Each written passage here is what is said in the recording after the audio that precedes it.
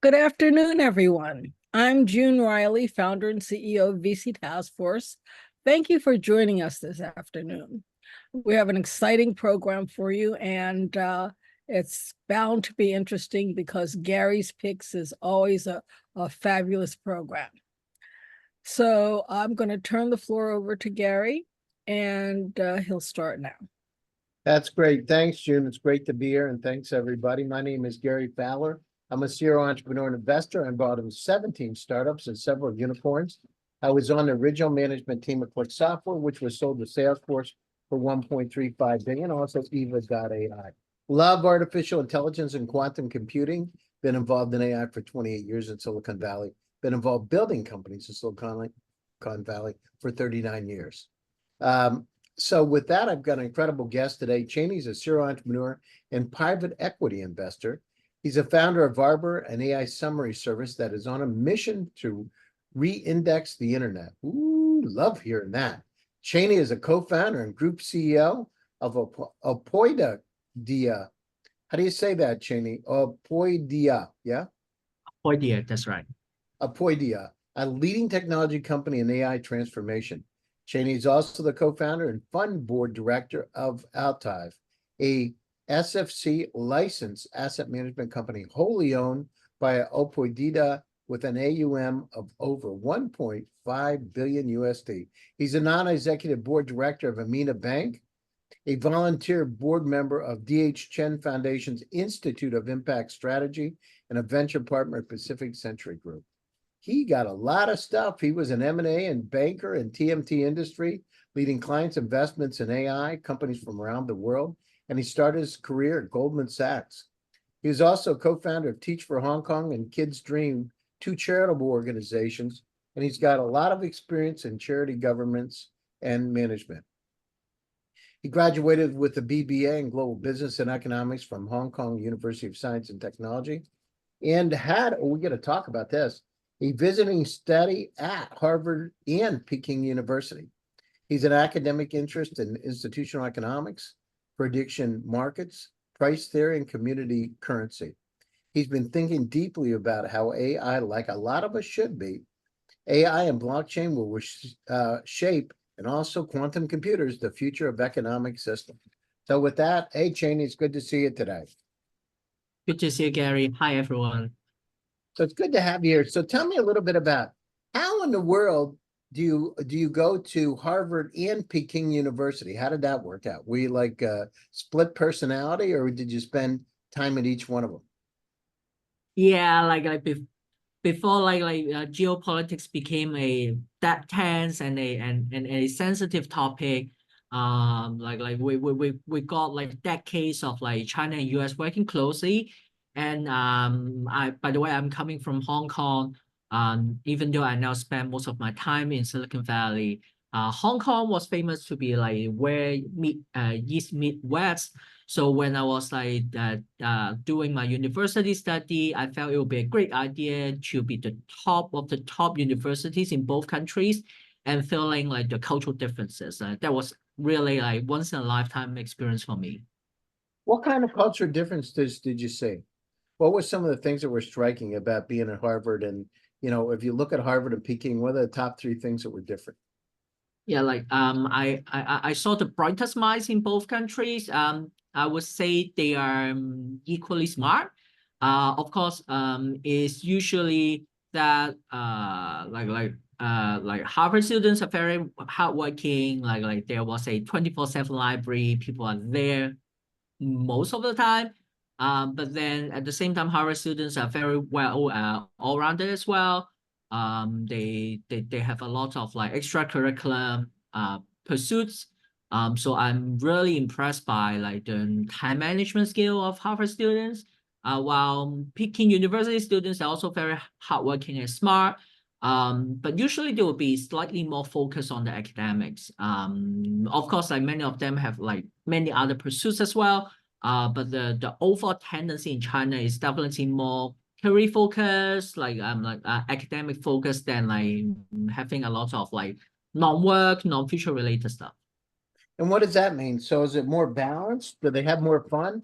Where do they have more fun? Do they have more fun in in China, or they have more fun at Harvard?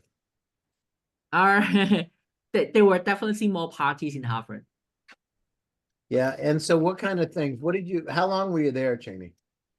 Yeah, I was in each school for 1 semester. So that was basically part of the exchange or like visiting study year I got during my undergraduate study. So I was attending the best business program in Hong Kong, which like HKUST actually has like the best EMBA program in the world, global #1 EMBA program. And I was in the flagship undergraduate program called Global Business.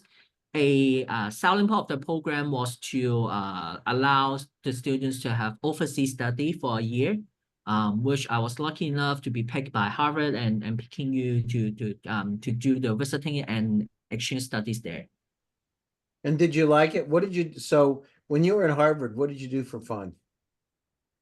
I basically joined all those like societies. The funny thing is, like, if you have been visiting LA, if you have been watching the movie Social Network, which you will realize Mark Zuckerberg's roommate joined something called Harvard Investment Association. So I was part of that as well.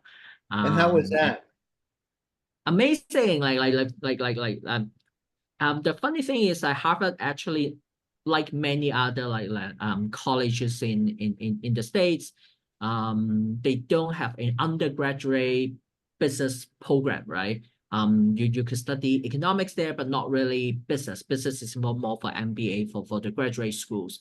But Harvard students are very engaged in learning business. I've met some of the brightest minds in the countries. They were very passionate in investment, which I've still been in touch with them. They are like many of them became my Goldman colleagues as well, and they're now many of them are like the best hedge fund managers in the world right now. So it was a really intellectually challenging experience. And I enjoy working with like the best minds in the world. How about when you were in Beijing? How was it there? Or Yep, same. Peking University, right? Yeah, How was like same. Like many of the good friends I met at Peking U also became colleagues at Goldman. They were equally smart. They were really shining. So when you look at it, you went down through, there's a lot of challenges on the planet. Where's it easier to build a business, in Hong Kong, China, or is it easier in, when you're talking to the students, is it easier in the US? Yeah. I would say building a business is definitely difficult anywhere. It takes like a lot of passion and grit to get through the finish line. So I won't be saying like doing business anywhere will be particularly easy. But of course, like the traditional saying is like do it somewhere you find a scalable market, right? So US and China are both very scalable markets. So you went down through, as you did that, you went to AMINA Bank. What was that about? You're an investor and a board director. How big's AMINA? Yeah. So AMINA Bank, previously as SEBA Bank, was actually the first bank licensed by the Swiss financial regulator FINMA as the first crypto bank. So I was investing and led the Series C round of the bank and became a board member. As you have like kindly introduced me, I'm very passionate in both AI and blockchain. I see that as like a balancing factors between the centralized and decentralization powers. And a crypto bank is definitely a very important infrastructure for the blockchain ecosystem. So how did you go down through? I know you were working in some B2B AI solutions, et cetera, but Apoidida, so you were the co-founder of that and the CEO of that. How big is the group? Yep. So we have over 100 people. We work on multiple business lines, AI solutions, digital media. The asset management firm you mentioned is also part of the group. And so what do you see? So you see these companies that need AI. What do you think in terms of the market today? How important is having an AI strategy to businesses? Oh, it's definitely the most important question, not just to the corporate, but to every human being in the world right now. AI revolution is definitely the most important technological revolution humankind has ever seen and will ever see. The biggest challenge is the world has always been growing faster and faster as an exponential scale. We got the timeline difference between desktop computer and mobile computer for roughly like from desktop to internet, that was roughly 50 years. From internet to mobile, that was roughly 20 years. From mobile to AI, that's roughly 10 years, and then to the first kind of AI. And we're now seeing AI improving significantly in the multiple times and multiple folds every month, and then we're seeing it improving every day. It's the first kind of revolution in history that is growing so fast that even humankind cannot really make it and catch up with it on a daily basis. So it's becoming very important to have a strategy, but also at the same time, I would argue it's time to have a strategy that can be more like future proof. You don't want to be on a strategy that will outdate in a year, or unfortunately maybe outdating in half a year or so. So do you think there's anything after AI? Yes, definitely. I still believe it would continue to be a human society.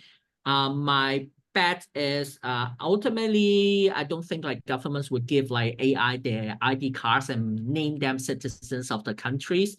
So AI will still belongs to human, will still belong to human decision makers.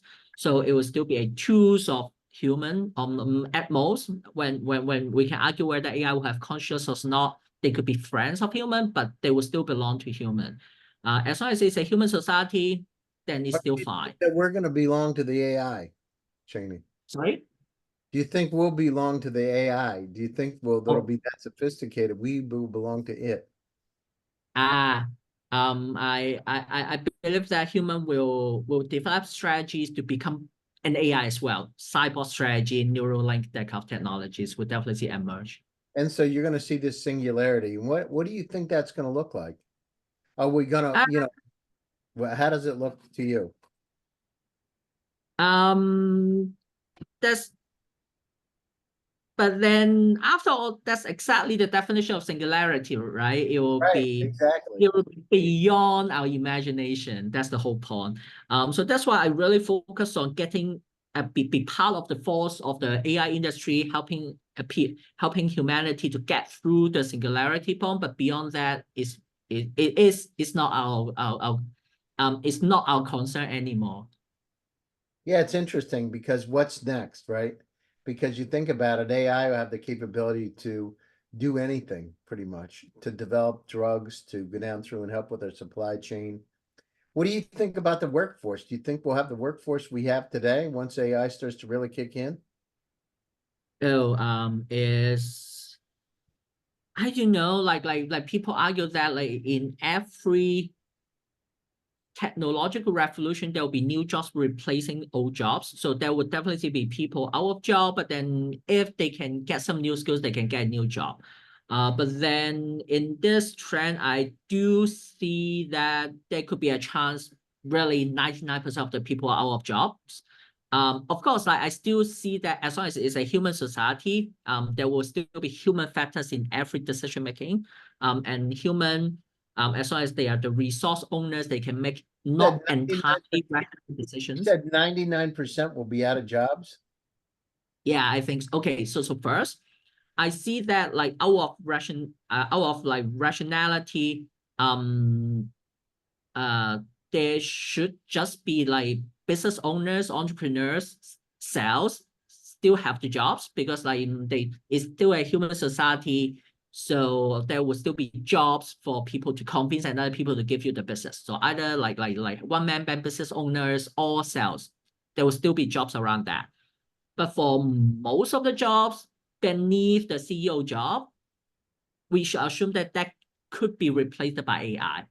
But then I also get The CEO could be AI. the CEO, but the thing is, like, again, back to the point, if AI is a tool, it belongs to someone, there will always be new opportunities around somebody want to do something and hire AI to do something for them. So there will still be the human part in it. Just that like it kind of forces everyone to be a boss. But then of course I start to also think about the irrational side of that. What do I mean? I mean that if we're assuming everyone will have like universal basic income or universal high income, people would work not for the income, but just to kill boredom. People would be willing to accept very low pay just to get something to do. So yes, we may have, as long as they can survive, right? As long as they can buy food, they're going to be I guess like we're really at the tipping point of whether we are seeing a more utopian socialist ecosystem like Northern Europe, or like the worst case, right? I'm still optimistic. Hopefully we will have like universal high income, like people not work to get paid, not to get food, but work to just enjoy life. No, that would be a perfect world. That sounds like a science. That sounds like the Time Machine when they talked about the future. H.G. Wells. It's a very interesting. So, look at it. So let's talk about Arbor. I know you're doing some incredible things with Arbor. Let's talk about Arbor. What do you see? What are three things that Arbor really wants to accomplish? Yep. So let me introduce a bit. Arbor is a hyper-personalized news service. We can provide users a personalized like on-demand generated content based on exactly whatever they are interested into and whatever perspective they're looking into. It's the first time in history we can offer on-demand content services to the users, but not something pre-written. And because of that, we can tailor-make every word to the users. I think it's definitely a revolution. Our world has gone through from newspaper, which was a print traditional media, to digital media, to social media. I have a strong feeling that generative media is arising. It's the fourth wave of media industry, and it could be much bigger than all of the previous media types we have seen before. So what do you mean it's a fourth wave? What exactly, how does it become the fourth wave? Yep. So for the first three waves of media revolution, first wave was every wave was driven by technology. Because like once upon a time, printing was also a technological revolution. To enable us to store like content like that, to store knowledge effectively on paper. And then radio, television, everything was a technological revolution. But then of course we will see that digital was kind of like a bigger breakthrough because of the computer, and it makes it easier to transmit on the internet. Then we got social media, which was like enabled by a faster internet, and the so-called Web 2 technologies 20-ish years ago. But then Gen AI is really different because like on all those media waves I mentioned before, we were all limited by the supply and capability and capacity of human being. We only have so many writers and authors and editors and reporters to write so limited stuff. Even though we have like almost 100 million people writing stuff every day, we still have very limited capacity to provide personalized content for 7 billion people. But with AI, we now have almost unlimited number of content available to every single individual in the world. Of course, like there will still be some knowledge limitation. The internet actually doesn't have anything. That's another thing to solve. But then if we want personalization to every individual, it's now possible. That was totally impossible in the past. So that means that I can find anywhere at any time. So if I want to ask about anything, right? if I want to ask about a particular company and the skill sets or what's best in this sector, I mean, it's going to hyper personalize and go out to all the articles and bring that information exactly curated for me. Yep. I'll cut that into two parts of analysis. I will assume if like it's something deductible or like extendable from hard facts we have known on the internet, yes, then we can package it, we can bundle it, we can reanalyze in a way totally just to answer you. That's possible. That's kind of like halfway through we have seen in ChatGPT and all those LM right now.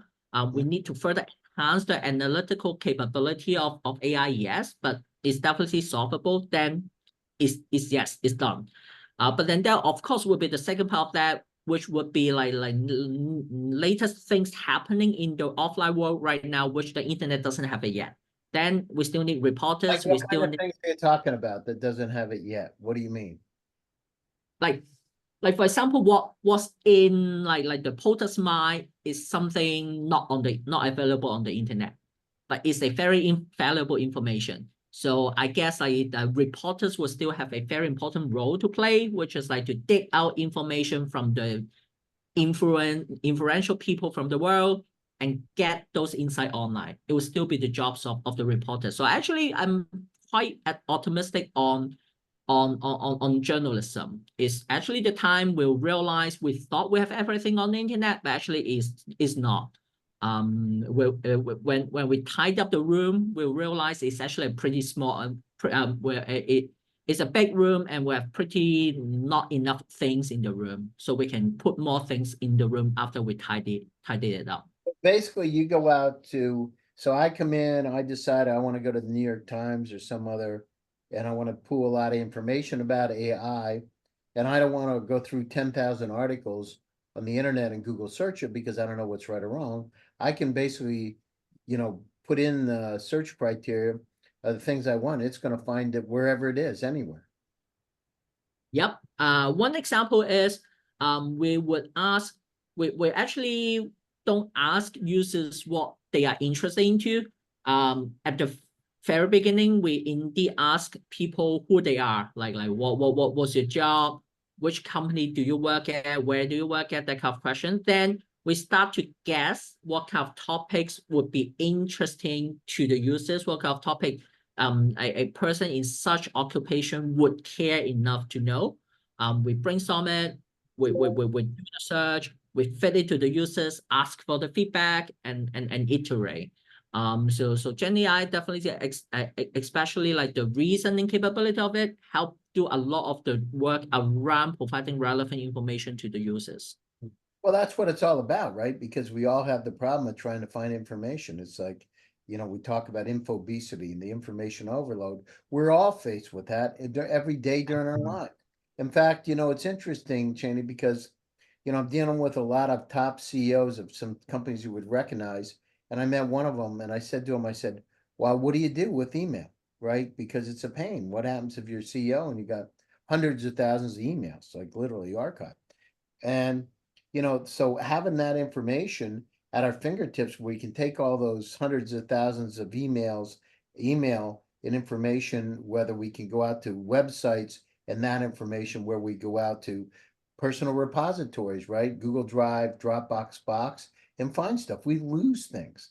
We lose digital treasures like our pictures. So having the technology at your fingertips where you can use Arbor to look through all the sites out there, news sites, and find stuff. So I don't have to spend 3 days searching for it. It brings it right at my fingertips in a very efficient and effective manner. That's that's important because that problem is because of the growth of the internet, right? Because it's grown at such a pace. There's so much.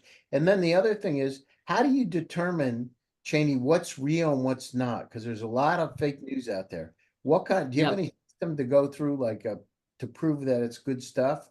To give it a litmus test? What do you do for that? Yep. That's a very good question, Gary. Let me take a step back.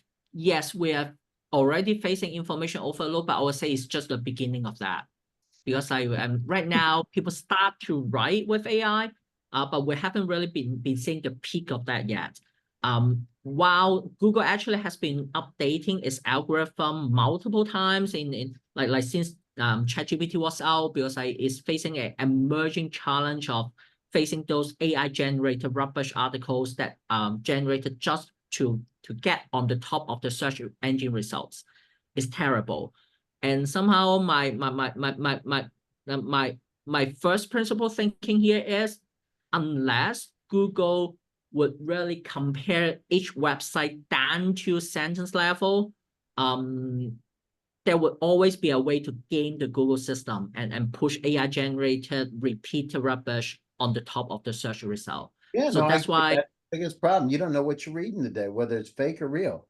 I saw this thing today that came out from one of the Chinese companies, and they had a woman doing a presentation, was completely AI generated. She looked normally real, and she looked like a typical executive. She was flawed enough that she looked real. Yep. So that's why what we are trying to do here, and that's why when you first introduced Arbor, you mentioned we are on the mission to re-index the internet. Because we're really looking into stuff at sentence level. So every event will like be cross-checking multiple sources on the sentence level. So we can compare perspectives, we can quote multiple people saying multiple perspectives on the same thing. We don't judge whether it's fake or real, but we provide as many perspectives on the same thing as possible and let the users to judge it on their own. No, that's great. So we're coming up to the top of the show. Closing thoughts, Cheney, and how do people get a hold of you? I guess AI is definitely the most exciting era of human history. I would suggest everyone to really like think about everything. It's impacting every aspect of our life. And especially on media. So be brave, explore everything. Don't take assumptions on everything, because every assumption could be break in this AI era. No, that's great. And how do people get a hold of you? What's the preferred way? LinkedIn, email? What's the best way? Yep, LinkedIn is great. All right. Thanks, Cheney. Thanks, June. Thanks to all my audience for joining one more time. Gary's Picks. My name is Gary Fowler, and I'm your host. Stay happy, stay safe, and stay healthy. And June, closing I statement. just have to say, this is an interview that I wish we had another half hour. There was so much information here, and I'm thinking, and there's so much more to learn. So thank you, Gary, for bringing us Cheney, and thank both of you for giving us a really, really fabulous half hour. So stay tuned, and we'll see you in a couple of weeks. Bye-bye, everybody. Thank you all. Bye-bye. Bye. Thank you, Gary. Thank you, June. Thanks, everyone. Take care. Bye-bye.